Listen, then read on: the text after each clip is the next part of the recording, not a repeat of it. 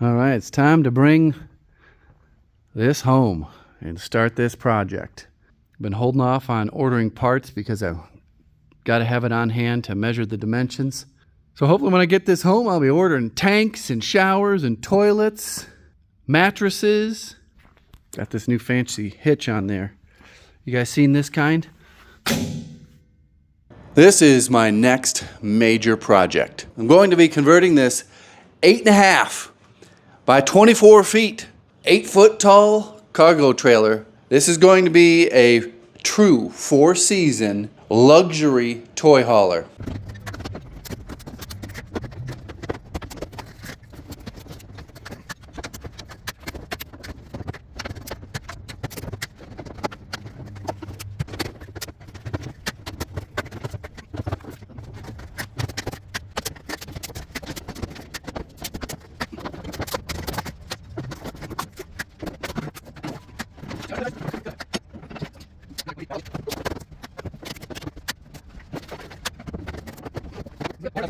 All the strips are off. Took about 30-40 minutes, probably less.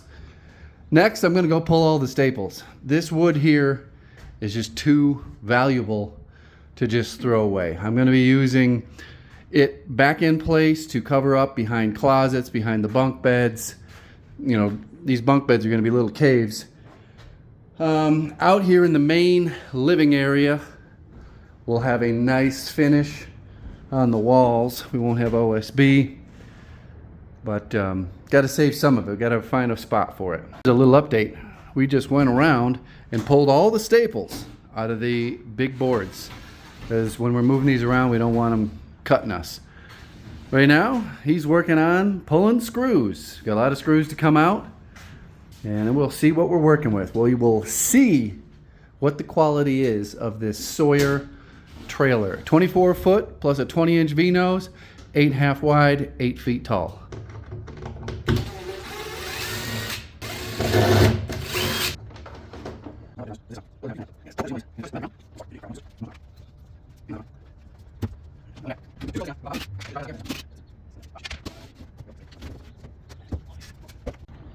So I don't know if I mentioned it yet, but you got to have proper expectations. And I've been setting mine by spending some time on the Facebook group, Cargo Trailer Conversions, and also Cargo Trailer Toy Hauler Conversions.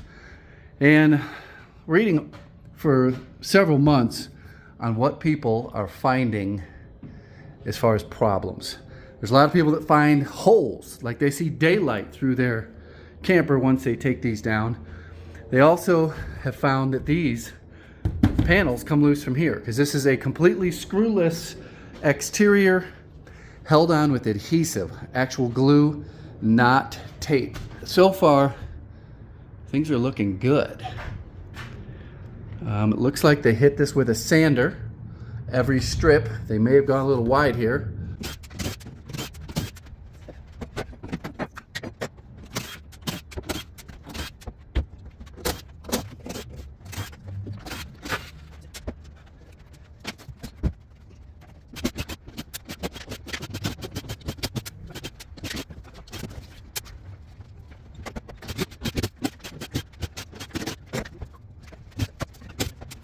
Take a look at where they have the wires coming in. Now, best practice would be to have some sort of grommet. They put in some nice caulking there. On a cheaper build, they would just have this dangling through the framing. Everything under here is painted gloss black, heavy coat, because there's drip lines everywhere. There's a few missed screws, like right there you see a missed screw. That's expected. Happens all the time. You notice that it's not painted. That is not standard practice for these cargo trailer builds. I will be doing something about that sooner than later. I may be on my back underneath here rolling on some undercoating or some paint or even some, I don't know, diesel oil, something to protect that. This is my 18-year-old 6x12 V-nose that used to be a tool trailer, used to be a toy hauler, and right now it is a snowmobile trailer. And there is a light coat of black paint underneath this. I've been towing this around for 18 years through everything, through every winter, rain, snow, you name it. And it's just got some surface rust on the cross members. There is zero rot on the plywood. 18 years in this thing. This is a 48-inch window. The framing lands 47 inches, which works perfectly for 16-inch spacing. But because we have this little transition here, where I want this is not going to work. I want it right here. Right there. That's 46 inches. It's not going to work. If we go down, it works perfectly, like a glove, perfect. But it brings the window a little too far back. And I taped out on the floor where the refrigerator's going to go, a little shelf's going to go. If I shift it back this way, let's see here, do I have anything that works? That doesn't work. I mean, that does. This is the black tank. And I'm hoping it's going to work with my theory.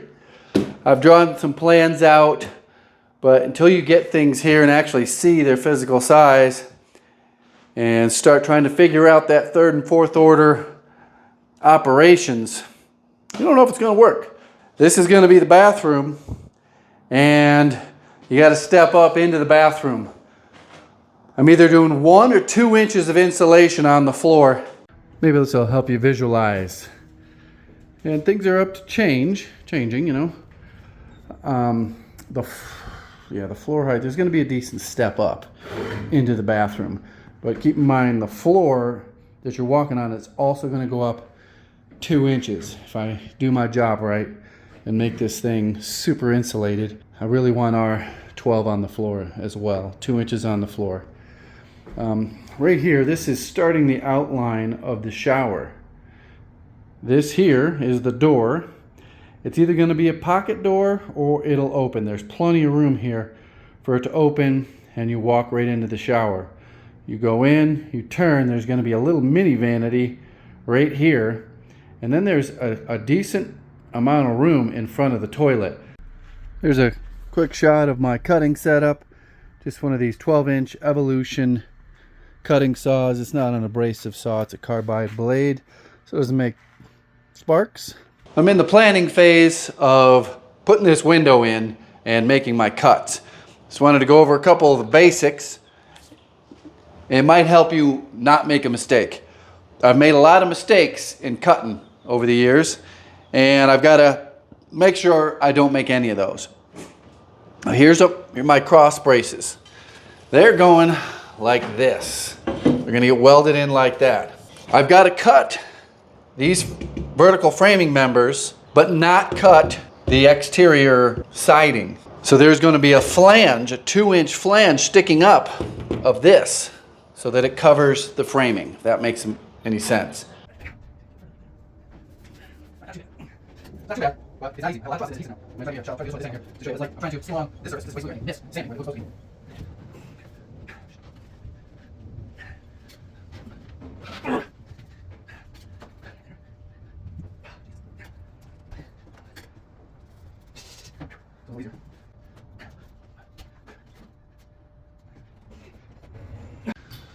So I got the putty knife in. I'm going to cut and try not to touch the putty knife.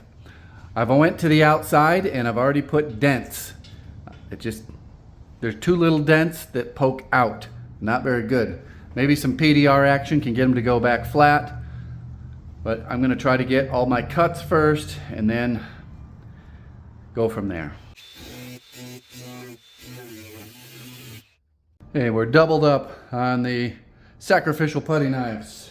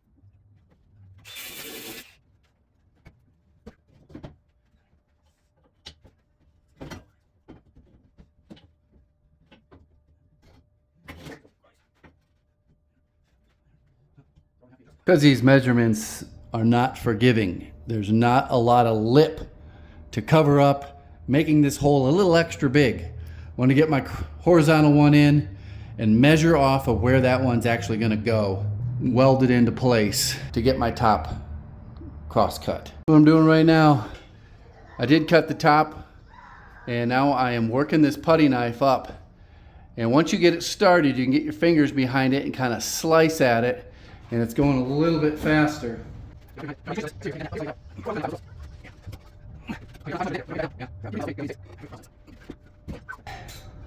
This adhesive is amazing. It's still stuck to the siding and still stuck to the steel framing for it. Lord, man. I gotta shave it down.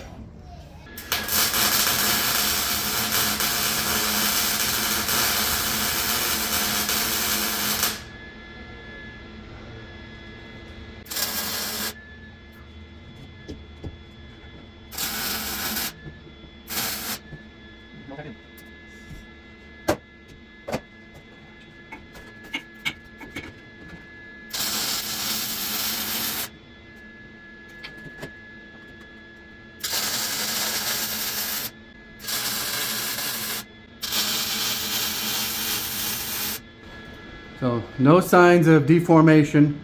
Got that stainless steel drywall knife kind of blocking the heat transfer. I'm actually going to leave that there because there's air gaps and stuff in there, and it's warming up. Drop this in there. Too bad.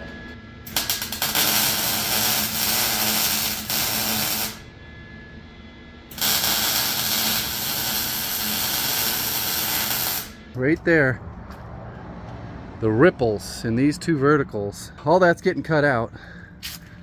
Let me get up close here and show you. I believe this is getting cut out too, but it's really hard to see because they're reflection. Right there, got a little dimple dent there. Here's what I did to mark my lines is I drilled some smaller holes. That one's a little high because this spacing top to bottom was a little heavy, if you know what I mean. My width is perfect. That's where I put my tape. It's all taped off, and my cut line is the inside of the tape. These windows don't have a radius on them. They almost go all the way over and all the way up. And I'm happy to see that all those dents, especially this little one right there, is inside the area that's got to get cut. I picked up an 18 tooth and a 14 tooth. This one's carbide.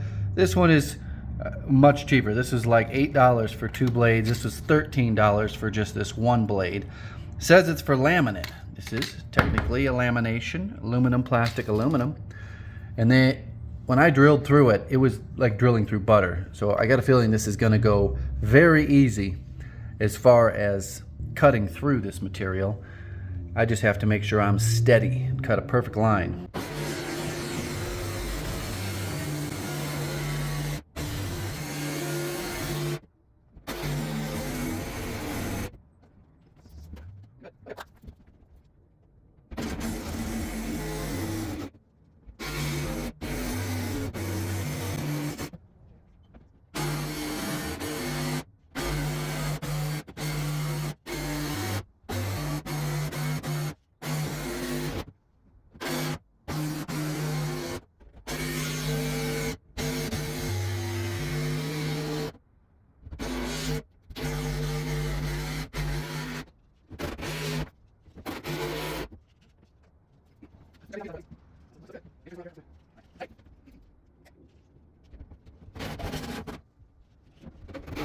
All this welding is being done by battery power.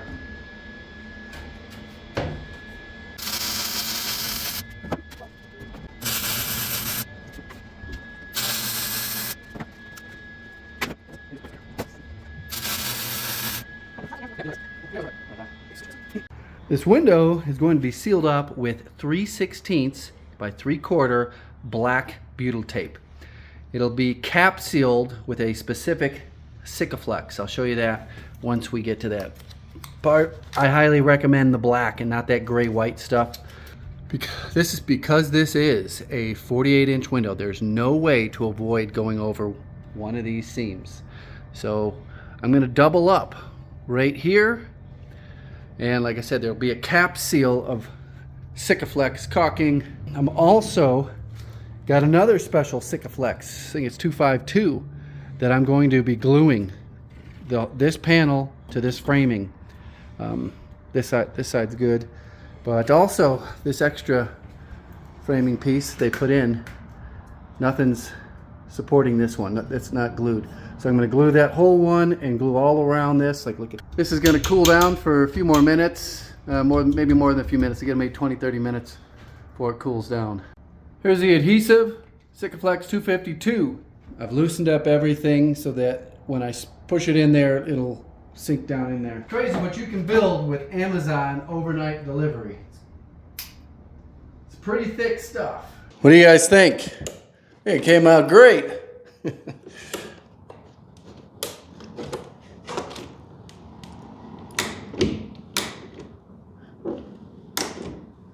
It goes out one more click too.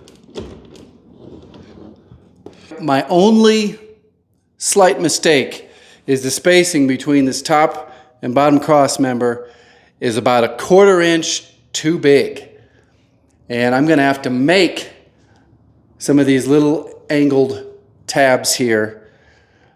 I've got it shimmed up on the bottom to kind of try to center it. But even with that, there's not enough meat overhanging onto this to clamp it into place. Should be no problem at all. What do you guys think of this project so far? Are you interested to see how it comes out? The goal is a luxury ski lodge style mobile tiny cabin. I know it's a mouthful. The big reason that I'm choosing to build my own is the insulation. There's no RV in existence that has this much insulation, and all the water tanks inside that insulative bubble. So we should be able to take this to Montana in the middle of winter and be just fine. Stay tuned, there's a lot more coming. I think I'm gonna switch over to my next unknown, which is this bathroom. The bathroom and the plumbing system, I've got to get it set up for some trial runs. In 15 days is our first camping trip. It is to a campground that has electricity. And we're just gonna test things out. It's basically gonna be 4 walls and a makeshift door, you know, with the shower and everything. Got to get a couple trial runs before I build out the cabinetry and get, you know, the finish on the walls. We got to see if the systems work. So put a comment down below if you are interested in seeing this full build out. My other home improvement videos should not be interrupted. I'm going to possibly do 2 videos a week. One is present time, me working on this cabin, mobile cabin build out. And then my other work that I've been working on will also be edited and uploaded every single week. So if you're not interested in this, every week I still have home improvement videos coming out. Say that 5 times fast. Thanks for watching. Goodbye.